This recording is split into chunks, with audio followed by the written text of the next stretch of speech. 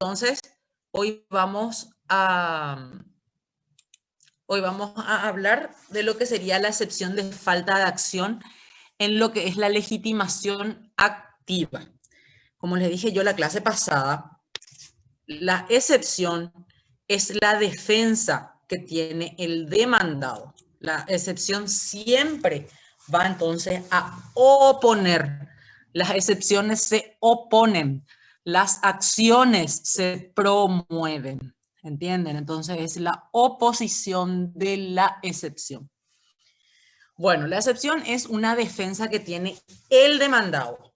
Es decir, que yo entonces promuevo la demanda y el demandado tiene, ¿cuáles eran las opciones que tenía el demandado? El demandado puede excepcionar, contestar la demanda o reconvenir, ¿verdad? Entonces lo que nosotros vamos a estudiar hoy es lo que sería la excepción. Como les dije entonces, es una defensa del demandado. Pero nosotros vamos a tener una excepción que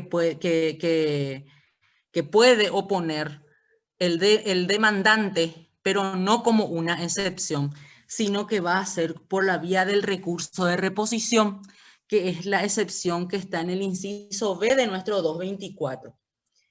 Es la única excepción que el demandante puede hacer valer dentro del proceso. Las otras excepciones, él ya va a poder hacer uso de lo que sea la esencia de esa excepción ya durante su periodo probatorio. Ya no vamos a poder hacer nada él porque ¿qué? ¿Cuáles son las excepciones? Nuestras excepciones están, si tienen su Código Procesal Civil ahí, desde el artículo 223 en adelante nosotros tenemos lo que serían nuestras excepciones.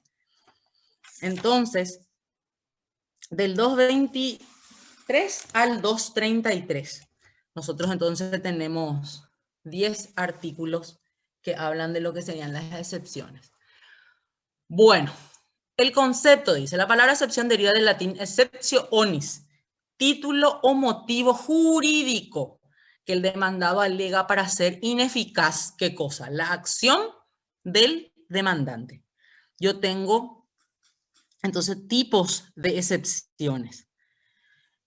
Una excepción va a ser lo que se llama las excepciones dilatorias, que es dilatar, alargar, agrandar, ¿verdad? Entonces, las excepciones dilatorias lo único que va a hacer es alargar el proceso, pero no va a finiquitar. Y después tenemos lo que serían las excepciones perentorias, que son las excepciones que liquidan el juicio con la oposición de esta excepción. Se resuelve entonces la excepción y el juicio puede morir ya con la excepción. Esta excepción que nosotros vamos a ver hoy, que es la de falta de acción, es una excepción perentoria. ¿Por qué? Porque en el caso de que se haga lugar a la excepción, entonces ya muere ya la acción. Por eso dice, en el marco procesal basta con precisar el concepto aludido, por lo que se puede decir que la excepción es el derecho subjetivo con que cuenta la parte demandada o contrademandada para intentar neutralizar la acción promovida por el demandante o reconveniente, a fin de paralizar el proceso o de obtener una sentencia favorable de manera total o parcial. Entonces yo con las excepciones voy a tener, como les dije, si es una dilatoria, el juicio va a continuar, solamente que va a ser una excepción. Las excepciones dilatorias son las excepciones que subsanan ciertas cosas, ciertos requisitos formales que tiene que tener la acción. Y una vez subsanados, continúa la acción. Entonces yo voy a tener una sentencia favorable de manera parcial. Ahora, cuando es una excepción perentoria, como va a matar mi acción, entonces yo voy a tener una sentencia favorable de manera total.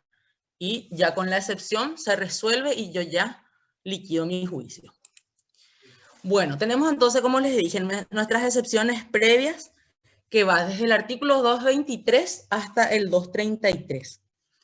En mi artículo 223 me dice cómo voy a deducir la acción, cuáles son los plazos y cuáles van a ser los efectos que tengan cuando yo deduzco la excepción. Mi 223, ¿qué dice? Las excepciones que se mencionan en el artículo siguiente se opondrán únicamente como de previo y especial pronunciamiento. ¿Qué página lo que significa? De previo y especial pronunciamiento. ¿Qué a ustedes les parece que significa esa frase?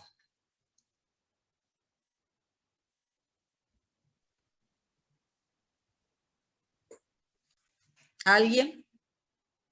¿Mm? Que yo tengo que, dice, de previo.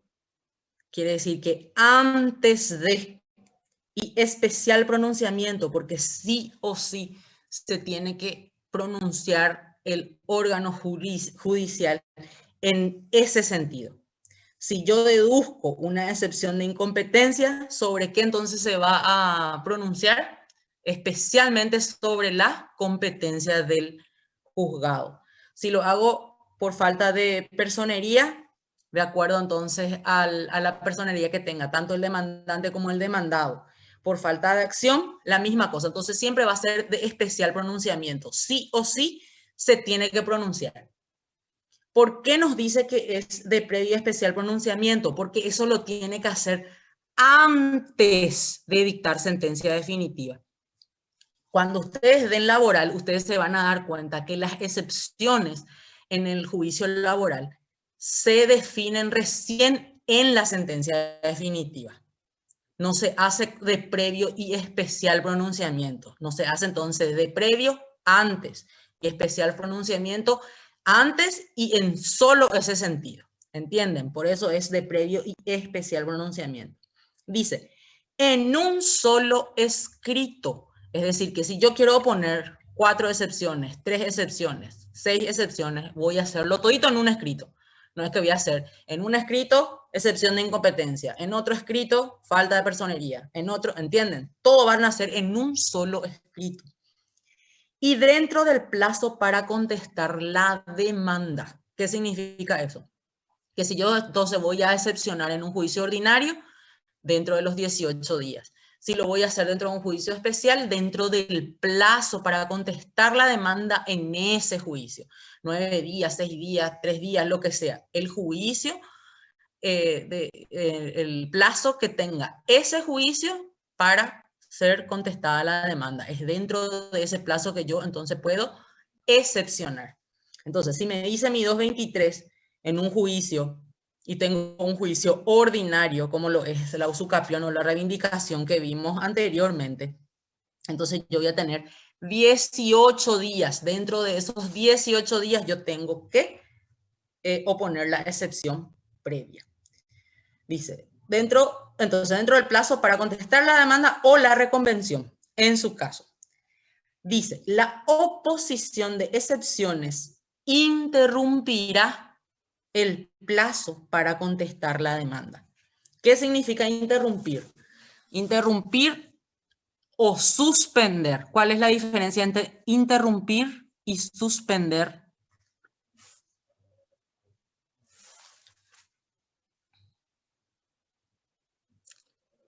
¿Quién sabe cuál es la diferencia entre interrumpir y suspender? ¿Cuál sería la diferencia?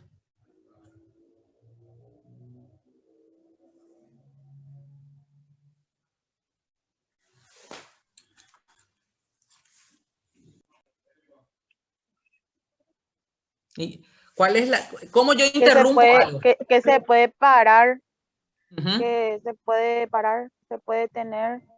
Se interrumpe, pero no vuelve a hacer, sino que continúa de donde quedó después. ¿Y la suspensión? Sí, porque el antónimo puede continuar.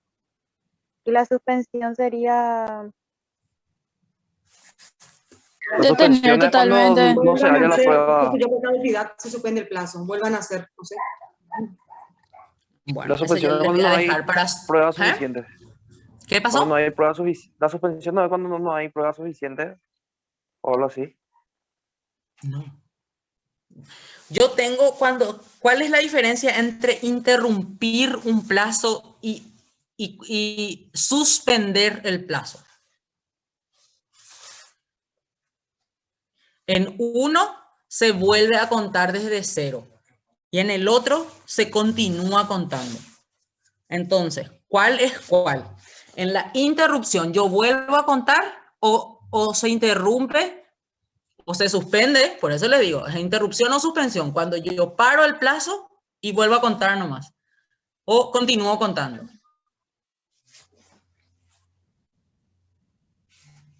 Bueno, eso les voy a dejar yo para su tarea. Ustedes van a ver entonces si la excepción va.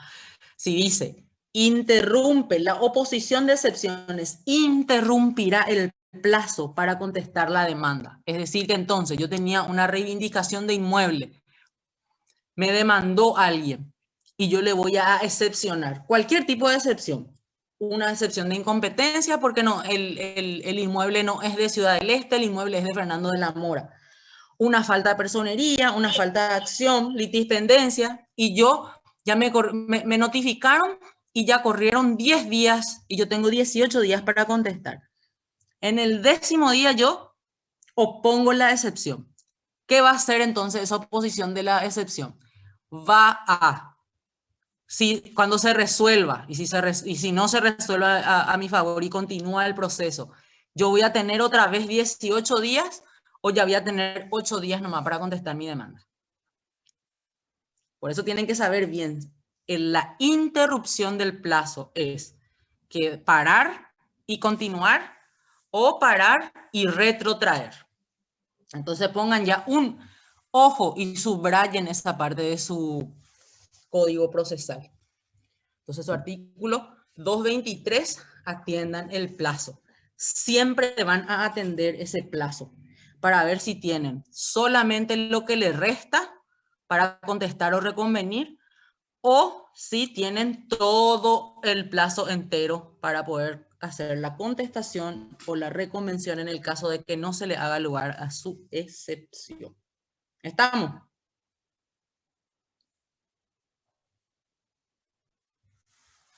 Bueno, después tenemos entonces nuestro artículo 224, que nos habla de lo que serían las excepciones admisibles. Yo comienzo desde el inciso A hasta el inciso J. Dentro de esos incisos en el C tenemos nosotros lo que vamos a ver hoy, que sería la falta de acción. ¿Y qué me dice ese inciso? Me dice mi artículo, excepciones admisibles, solo serán admisibles como previas las siguientes excepciones. A, B y C. Falta de acción. ¿Y qué después me dice? ¿Quién me lee todo ese inciso, por favor? Falta de acción cuando fuere manifiesta, sin perjuicio, en caso de no ocurrir esta última circunstancia, de que el juez la considere en la sentencia definitiva. Muy bien. Entonces, ¿qué me dice a mí este inciso? Que la falta de acción tiene que ser manifiesta. ¿Qué significa, Gina, que sea manifiesta la falta de acción?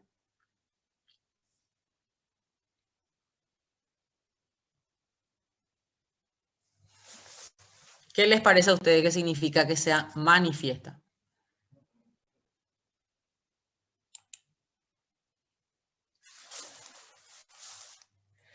Cuando dice que sea manifiesta, significa que sea así, a simple vista yo ya vea ya que él no tiene acción, que yo no necesite controvertir y probar y hacer todo un mecanismo para ver si ESPA o no, si tiene él o no tiene legitimación para obrar. Porque ¿qué es el derecho de acción que tiene el actor? Cuando yo tengo el derecho a obrar, cuando yo tengo la condición jurídica que a mí que yo tengo esa facultad para poder accionar. A mí me pasó, tipo, si es un contrato, ¿quién firmó el contrato? Yo firmé el contrato. ¿Quién tiene entonces acción para demandar por cumplimiento e incumplimiento del contrato? Las partes, ¿verdad? Entonces, si tiene o no tiene esa condición jurídica para que él invoque un derecho y pueda entonces seguir un proceso judicial. Esa es tu acción. Entonces, ¿por cuándo y cómo tiene que ser esa acción? Tiene que ser manifiesta. Yo no tengo que andar viendo, ¿y será que es él? No, no, parece que no es él. ¿Será que en realidad él tiene derecho o no tiene? Eso es, por ejemplo, lo que pasa en los juicios laborales. Porque ¿qué es lo que yo voy a discutir en un juicio laboral? Si esa persona tiene o no tiene relación de dependencia, ¿verdad? Porque ¿qué es lo que pasa en los juicios laborales? Yo tengo que probar de que yo soy empleado del empleador, que yo no tengo, por ejemplo, un contrato de servicios, que sería un contrato civil. Cuando yo tengo que probar que yo tengo entonces esa relación de dependencia.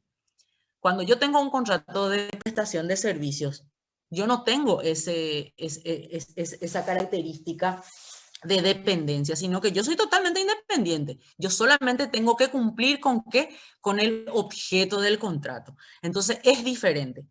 Entonces, en un juicio laboral, ¿quién tiene la acción? El trabajador.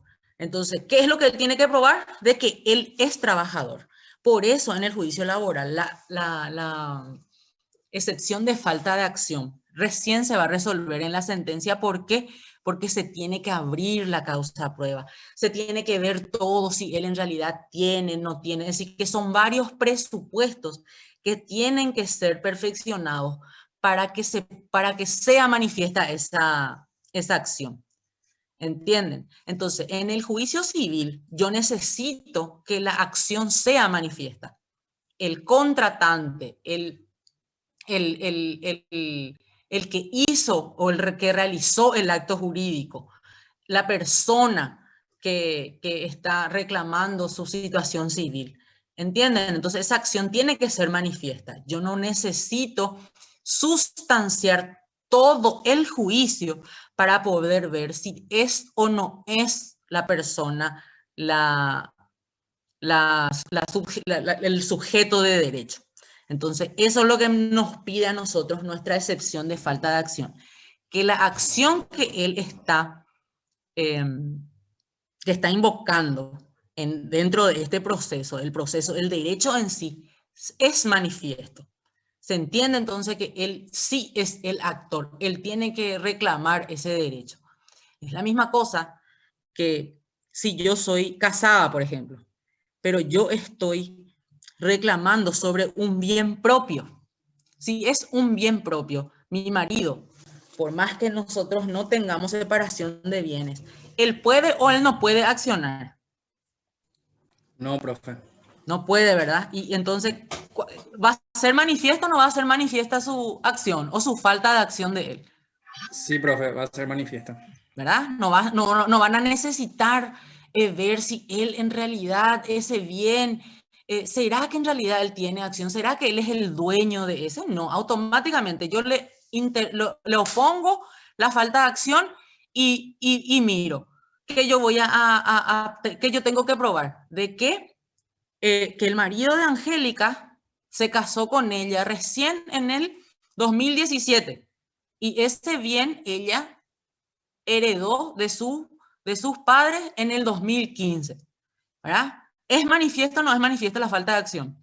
Yo necesito solamente un documento y ver que yo tengo separación de bienes y que el bien es un bien propio y automáticamente la falta de acción ya se revela. ¿Entienden? Porque en las excepciones también se abre la causa a prueba, ¿no? Es que no se va a abrir la causa a prueba en la excepción en sí. Solamente que la característica de falta de acción manifiesta se tiene que dar de una. Yo no necesito sustanciar todo mi proceso base. Yo no necesito sustanciar toda la reivindicación. Yo no necesito toda la usucapión o toda la indemnización, sino que tiene que aparecer de una. ¿Quién te chocó? ¿Quién es el contratante?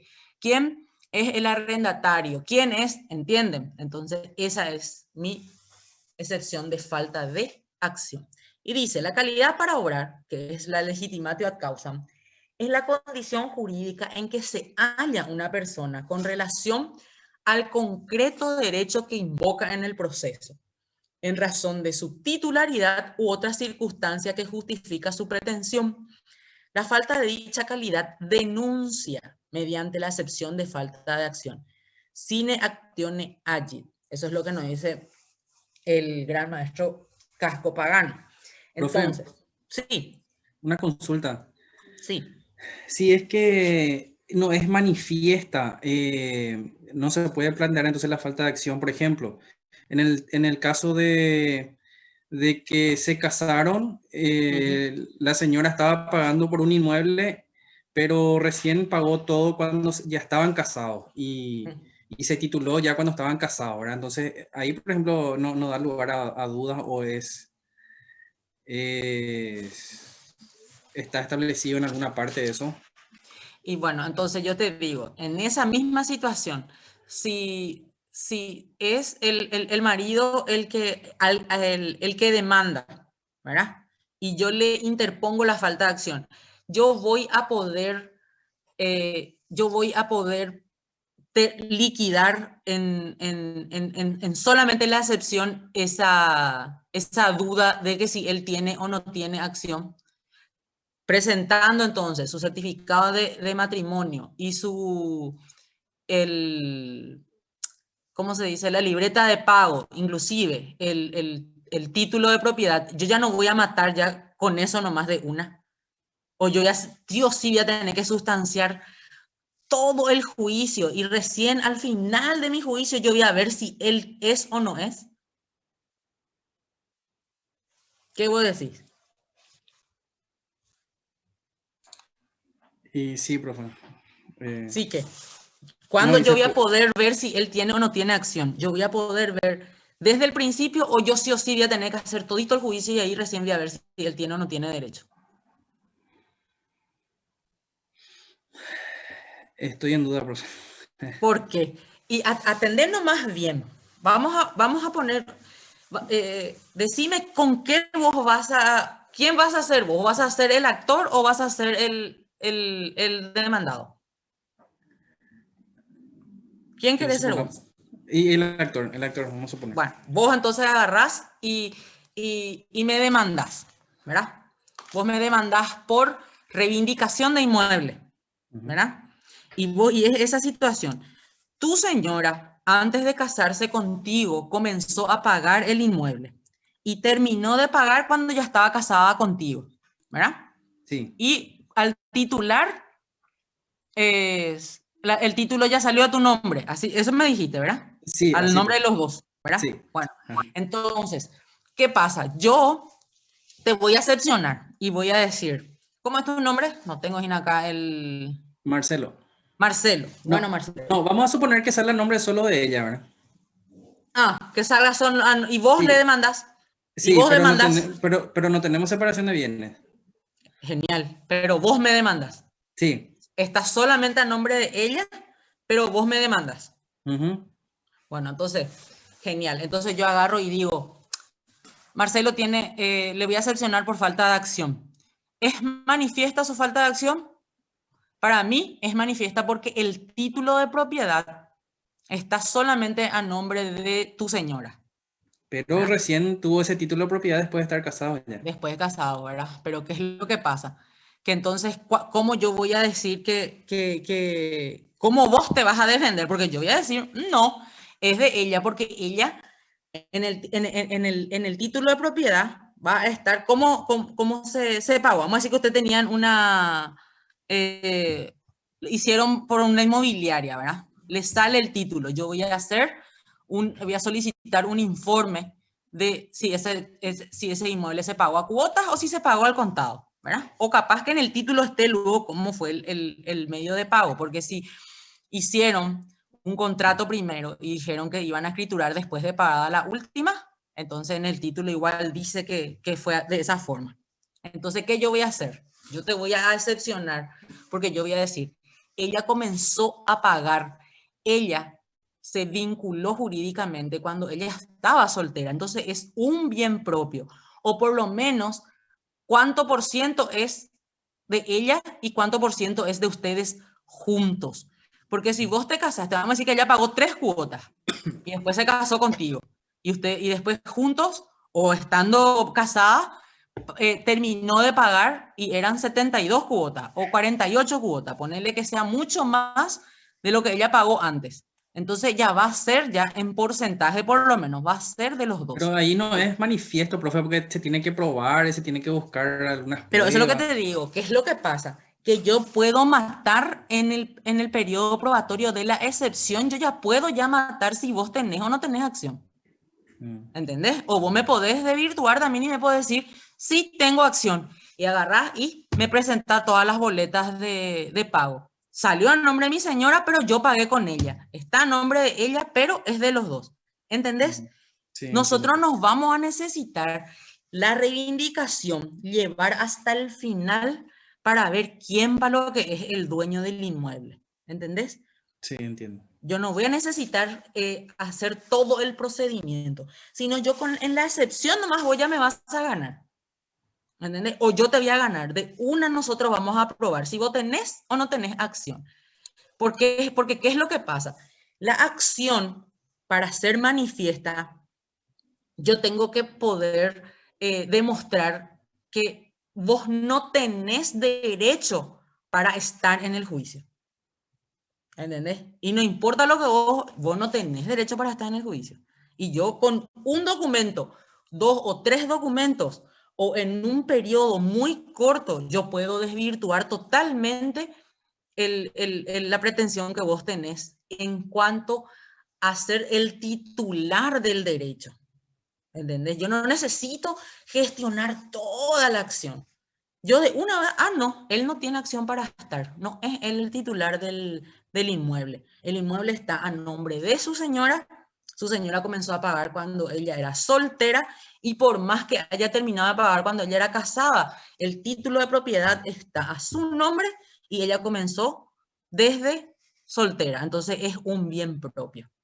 Y de última va a ser un condominio, pero no se prueba el condominio porque en el título no está el nombre de Marcelo. Entonces yo te voy a sancionar por falta de acción. Y es manifiesta tu falta de acción, porque vos no estás en el título de propiedad. ¿Entendés? Y yo no necesito litigar toda la reivindicación, porque ¿qué es lo que yo voy a aprobar o qué es lo que yo voy a... va a ser el controvertido de la reivindicación? El dominio de la cosa, ¿verdad? Sí, Porque sí. eso es lo que yo voy a probar en todo mi juicio de reivindicación, ¿verdad? Si vos tenés o no tenés el título de propiedad de la cosa. El dominio de la cosa es lo que el juez después va a resolver. ¿A quién le pertenece entonces el dominio del inmueble? Yo no necesito entonces sustanciar todo el juicio para ver si vos tenés o no tenés acción.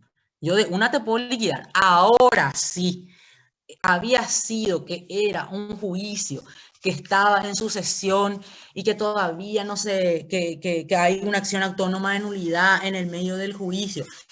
La falta de acción no es manifiesta porque yo en realidad no sé quién es el titular del derecho. Y recién cuando termine puede ser que sepa. Una vez que no sea manifiesta, automáticamente yo voy a sustanciar todo el juicio y al final yo voy a saber de quién en realidad es. Es la misma cosa que me pasa en las usucapiones, por ejemplo. En la usucapión viene uno y se presenta como poseedor, pero había sido que él no es el único poseedor. Había sido que hay más. Y recién al final del juicio yo voy a ver quién en realidad lo que tiene la posesión activa de ese juicio. Entonces mi falta de acción no va a ser manifiesta. Yo no voy a ver de una si él tiene o no tiene en realidad derecho. Porque vamos a decir que en una usucapión, que es, ¿quién era que hacía el juicio de usucapión? El que tiene la posesión del bien. Y vamos a decir entonces que don Rogelio tiene la posesión del inmueble. Y don Rogelio estaba, pero él se enfermó de cáncer y se fue él a la Argentina y después él volvió. Y entonces, cuando acciona No es en a don Rogelio en realidad, porque don Rogelio le dio nomás luego un poder a un abogado para que él accione en la usucapión. Y él no está lo acá, él está lo en la Argentina. Entonces, ven que no es manifiesta su acción. Porque yo no sé en realidad si él es poseedor o no es poseedor, pero está toda su familia. Que yo tengo que probar durante el juicio si él tiene o no tiene esa posesión activa. Entonces, mi falta de acción en don Rogelio no es manifiesta, porque yo no sé en realidad si él tiene o no tiene derecho. ¿Y cómo yo voy a matar de una? En la excepción misma, ¿cómo yo voy a matar esa falta de acción? No voy a poder, porque yo tengo que probar un montón de cosas que tiene que ver con el derecho esencial del proceso. No sé si entienden, porque si no entienden les voy a explicar de otra forma. Sí, se entiende, profe. ¿Entienden? Entonces, esa falta de acción, una vez que no sea manifiesta, que yo no pueda liquidar en la excepción misma, presentando 1, 2, 3 documentos, ¿verdad? O algún informe, entonces no es manifiesta. Entonces vamos a ver con la sentencia, una vez que yo tenga todo ese panorama, porque de acuerdo al tipo de juicio yo voy a ver si es o no es el que tenía que accionar. Es lo que pasa, por ejemplo, con los cheques, ¿verdad? Cuando voy a hacer en contra del último endosante, voy a hacer en contra de todos los endosantes, voy a hacer en contra del titular de la cuenta. ¿Cómo lo que voy a hacer? Ahí, por ejemplo, depende mucho del tipo de cheque, de la forma del endoso, de cómo promovió la demanda. Entonces, siempre esta mi excepción de falta de acción va a ser delicada. ¿En qué sentido? En que si yo soy el actor y a mí me oponen, yo lo único que tengo que hacer es desvirtuarle ese que no es manifiesta. Es la falta de acción manifiesta. De una, él va a matar mi falta de derecho para estar en juicio. No. Entonces no es manifiesta. Sigamos con el juicio. Ahora en la sentencia el juez ya va a ver si yo tengo o no tengo derecho para accionar. ¿Está? Profe, Mm. si es que a mí me excepcionan por falta de acción, yo después puedo iniciar otra demanda o ahí entra la cosa juzgada, que ya no se Y puede ahí, más hacer otra y demanda. bueno, y ahí ya va a depender de cómo se resolvió. No va a ser cosa juzgada porque si vos no tenías legitimación activa para estar en juicio, puede ser que la acción que vos iniciaste, vos no tengas derecho a iniciar esa acción, pero puede ser que vos tengas derecho para iniciar otra acción. Es la misma cosa. Si vos sos el poseedor del inmueble, por ejemplo, vos sos un poseedor, vos no tenés el título de propiedad, vos podés hacer una reivindicación. No, profe, si no tengo, no. Bueno, entonces si vos, por ejemplo, me iniciaste una reivindicación, ¿qué yo te voy a hacer? Yo te voy a seleccionar y te voy a decir, ¿por qué si él no tiene el título? Y ahí No puedo tiene empezar por acción. su capión, ¿verdad? Ahí podés ¿por qué? Porque ya va a Entiendo. ser entonces otra figura Claro. jurídica, otro derecho a lo que vos estás. Es decir, que dentro de la reivindicación y de la usucapión es el mismo derecho de dominio, pero ustedes, como yo les dije, es diferente. ¿Por qué? Porque uno tiene el título y el otro tiene la posesión. Entonces nosotros estamos en diferentes lugares, ¿verdad? Entonces sí yo voy a poder hacer si a mí me excepcionan, porque te van a excepcionar por falta de acción, porque vos no tenés derecho para accionar esa pretensión. Vos no No tenés es el acción bien. reivindicatoria, vos tenés No, acción posesoria, que es diferente. ¿Está? sí, no es el Bueno, bien, entonces es el derecho. O sea, vos podés reclamar sí, otro derecho sobre ese bien. exactamente. Es así mismo. Bueno, dice, cuando la exigencia de la condición requerida para poder demandar está referida al demandante, se llama legitimación activa. Y la referida al demandado se llama legitimación pasiva. Pero en uno y otro caso se trata de la aplicación de un mismo concepto procesal. La necesidad de que una cierta demanda sea propuesta por o sea propuesta frente a ciertas personas que son las legitimadas para actuar como partes en un proceso determinado.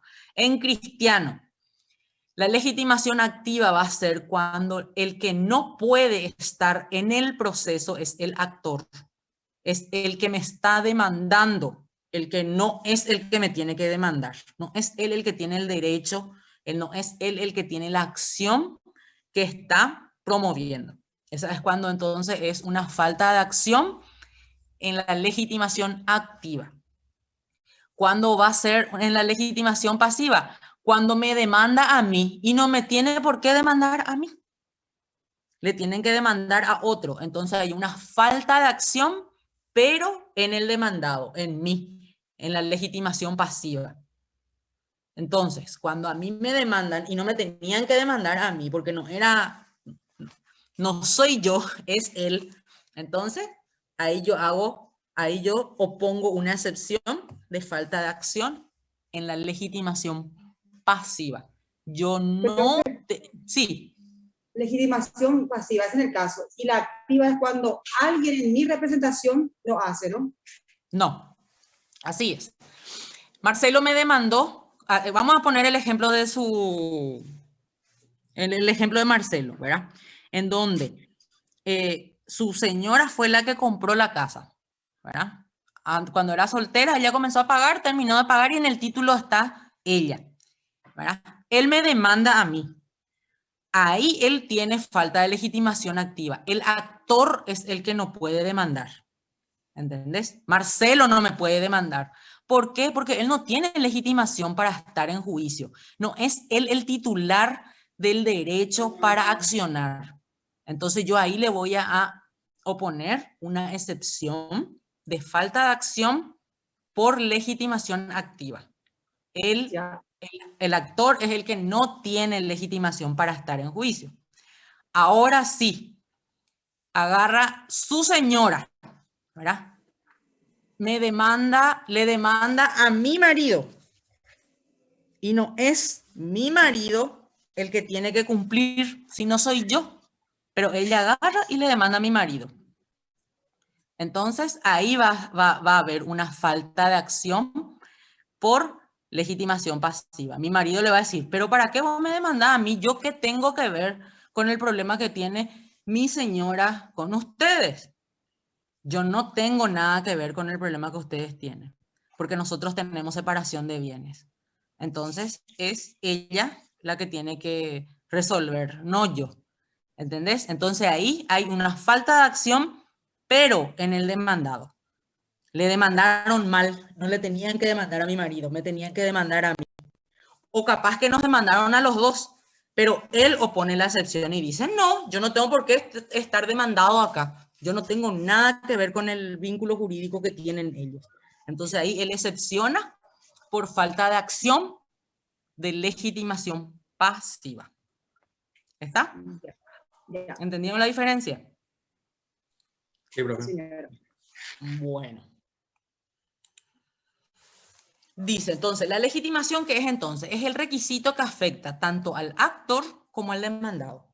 La pretensión, en efecto, debe ser deducida por y frente a una persona procesalmente legitimada. Entonces, el que acciona tiene que tener legitimación y contra quien se acciona también tiene que tener legitimación. Activa y pasiva. De allí que la ausencia de legitimación, sea activa o pasiva, torna admisible la llamada defensa de falta de acción. Sine actione agit, es que no tiene acción para estar en juicio. No tiene, no puede, él no es titular, no puede ser actor o no puede ser demandado. Bueno, entonces dice, existe una legitimación activa cuando la persona que demanda en un proceso está habilitada por la ley para reclamar un pronunciamiento sobre el fondo del asunto planteado. Y legitimación pasiva cuando la persona que ha sido demandada es aquella a la que la ley sustancial habilita para discutir sobre la cuestión sustancial planteada por el actor en el proceso. Bueno, después tenemos, dice, si la falta de acción tiene que ser entonces, como les dije, manifiesta, indudable y patente, así se va a declarar. Entonces se le va a hacer lugar a la falta de acción porque es manifiesta, es indudable de que no tiene acción para estar en ese juicio y es patente, se puede ver, se puede probar. Dice, y firme que fuese la resolución, la litis habrá concluido definitivamente, sin llegarse a la etapa de contestación de demanda. ¿Qué significa eso? Entonces, cuando sea acción, excepción de falta de acción, entonces se va a sustanciar esa excepción. Y si se prueba de que la acción es manifiesta, indudable y patente, el juez, ¿qué va a hacer? Hacer lugar a la excepción de falta de acción y va a finiquitar de una, va a matar ya la acción. Ya no se va a proseguir. De una entonces va a liquidar. Ya no se va a ir más a la contestación de la demanda, la apertura de la causa prueba, los alegatos y la sentencia. ¿Por qué? Porque con esa excepción, que como les dije, es una excepción perentoria, de una ya concluye la litis. Con esa excepción. Se hace lugar a la excepción y chau juicio.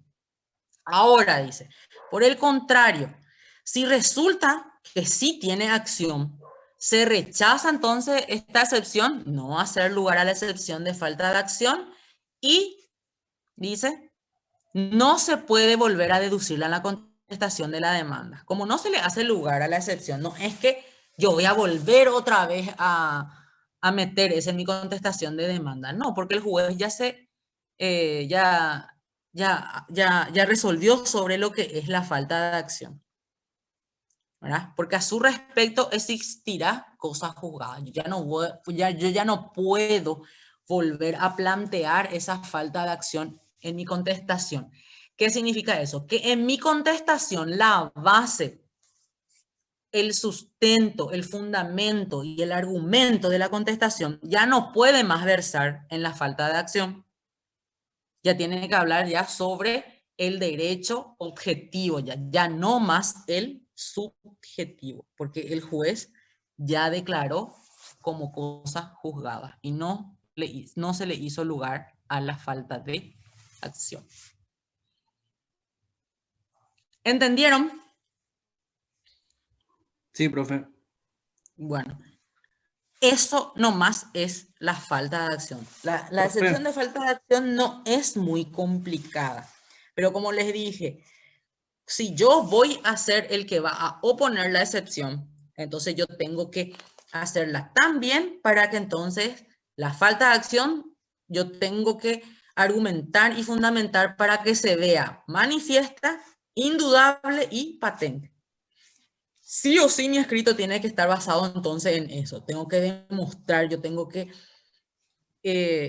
fundamentar tan bien y argumentar de una forma en que así, a simple vista, se pueda ver que es manifiesta, que definitivamente no tiene acción, ¿verdad? Ya va a depender si no tiene acción para accionar como actor o si no tiene acción para accionar en contra del demandado, es decir, que él no puede ser demandado.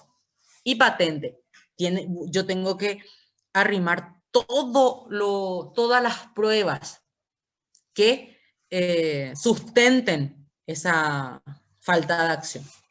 Entonces, una vez que eso se declara, chau juicio, se murió ya el juicio en donde yo opuse la excepción de falta de acción.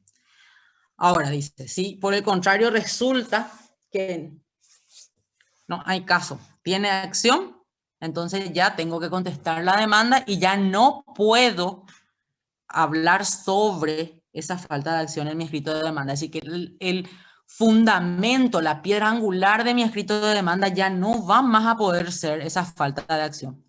Ya voy a ir directo al derecho objetivo de mi figura jurídica por la cual yo estoy siendo demandado.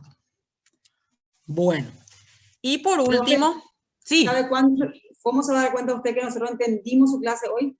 Mm, Cuando corrija nuestra tarea que ya está en plataforma justamente sobre el tema. sí, la verdad que sí. Estoy viendo ahora mismo. Esa Bueno, tarea, hay 2 tareas pendientes. Sí, tenemos entonces este ejercitario que es por hoy, ya pasó todo, ya no es ahora, Dios mío, ya está jugando Paraguay, seguro que ya está ganando. Tenemos entonces, 1, presenten un caso como ejemplo de falta de acción en lo que es la legitimación activa. Me van a demostrar ahí que ustedes sí saben escribir y que sí pueden hacer un cuento corto, ¿verdad? En donde ustedes me van a escribir un caso, ¿verdad? De cómo puede ser un planteamiento de demanda, así como nosotros hicimos el planteamiento con Marcelo. Tiene que haber entonces nuestro ejemplo, falta de acción en el actor, porque tiene que ser en la legitimación activa. Y el segundo dice, la excepción de falta de acción se opondrá junto con la contestación de la demanda, junto con la reconvención, o se hace de forma independiente. Y eso quiero que fundamenten, y que fundamenten de acuerdo a la normativa. Díganme que nada de dónde sacaron, no me vayan que agarrar y hacer un tatetito tú, la suerte será para... Y ahí ven cuál, vamos a ver si es cierto. Sino que vean bien y cómo entonces va, porque después vamos a hacer el escrito de excepción. Entonces no quiero ir a llover. Si esto se tiene que oponer con la contestación, entonces va a ser oponer excepción de falta de acción y contestar la demanda. Si no se opone junto con la demanda, entonces va a ser solamente objeto 2 puntos, oponer excepción de falta de acción. Si lo hago con la reconvención, oponer excepción de falta de acción y reconvenir, ¿verdad? Entonces, de acuerdo a cómo se tiene que hacer, entonces vamos a tener que hacer nuestro escrito la próxima vez. Entonces, tenemos entonces en el ejercitario, acá falta un punto, que sería que si llevaron ya como tarea, si la interrupción del plazo es para y continúa o para y se retrotrae. ¿Cómo página es el cómputo del plazo para las excepciones del 223? Eso tienen que hacer, más entonces el caso de ejemplo y fundamentar si la excepción se opone en forma independiente con la contestación o con la reconvención. Profe, Sí. no me quiero ir con una duda, te voy a tener que preguntar. Sí.